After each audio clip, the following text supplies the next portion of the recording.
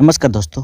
आज बॉलीवुड अभिनेता अभिषेक बच्चन और ऐश्वर्या राय बच्चन पूरी इंडस्ट्री में पावर कपल के नाम से जाने जाते हैं।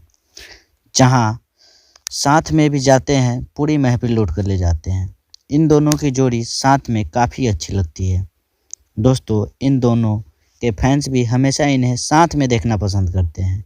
इन दोनों ने लव मैरिज की थी।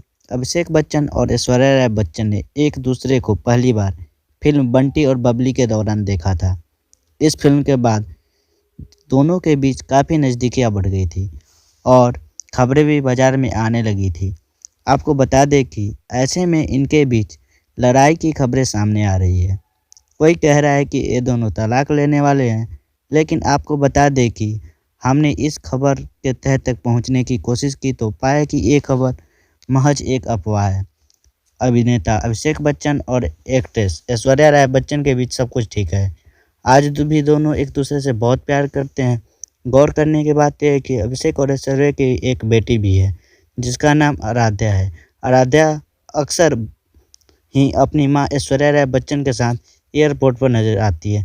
दोस्तों, जानकारी अच्छी लगे तो वीडियो को लाइक करें। ऐसी जानकारी के लिए हमारे चैनल को सब्सक्राइब करके बेल आइकन जरूर दबाएं। हम फिर मिलेंगे दोस्तों एक नई वीडियो के साथ। धन्यवाद। देखते रहे राइट भी।